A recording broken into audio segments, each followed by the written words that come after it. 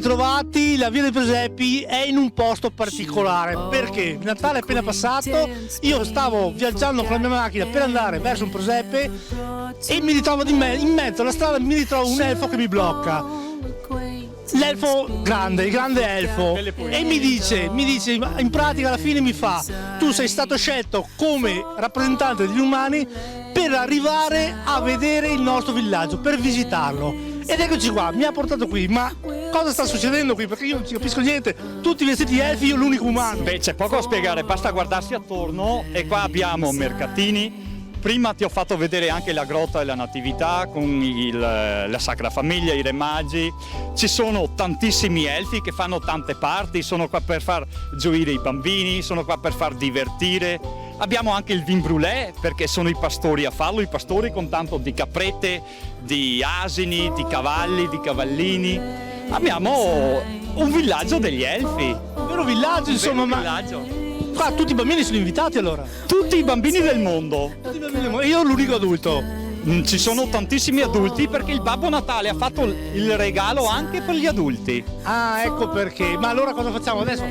Facciamo vedere un po' di immagini, ma intanto diamo gli auguri di buon fine e buon inizio a tutti i telespettatori. Certo, io faccio a voi, tutti i telespettatori, gli auguri del buone feste natalizie. Sono contento che questo rappresentante degli umani abbia accettato di venire in questo villaggio e se vuoi ti racconto com'è nata nella notte dei tempi la storia del villaggio degli elfi. Va bene, dai, brevemente raccontamela e poi facciamo, mi dai il bastone del potere e faccio fare a tutti gli elfi gli auguri. Certo. Bene, raccontami brevemente. Vi racconto com'è nata questa storia del villaggio degli elfi.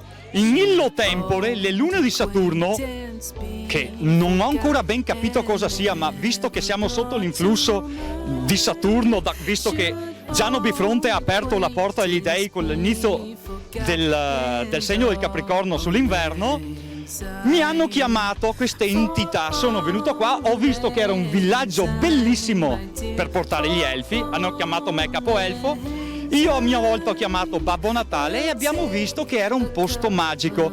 I bambini nel corso degli anni, in tanti anni, sono accorsi a frotte, tanti frotte, e ci siamo resi conto dopo che oltre ai bambini sono arrivati i pastori, sono arrivati gli asini, le pecorelle, sono arrivati i pony, sono arrivati tanti elfi. Abbiamo fatto anche incoronazione di altri elfi nuovi. E adesso li vedremo tutti nelle immagini. Vedremo una piccola parte perché sono tantissimi. Perfetto. Dopo sono evanescenti, vanno, vengono. Per gli adulti, stavo dicendo, c'è sempre il vin brûlé, c'è il musette con la polenta, c'è... Non posso dire cosa c'è perché voi umani non capireste, c'è di più di ciò che potete immaginare. E quindi noi con le telecamere cercheremo di farvi visitare il villaggio degli elfi. Ma adesso tu, grande elfo, mi lasci il bastone del potere un attimo e chiedo a tutti gli elfi, adesso ai telespettatori, facciamo gli auguri di buone feste. Elfi! Auguri e buon Natale! Of kindness yet for all on the inside.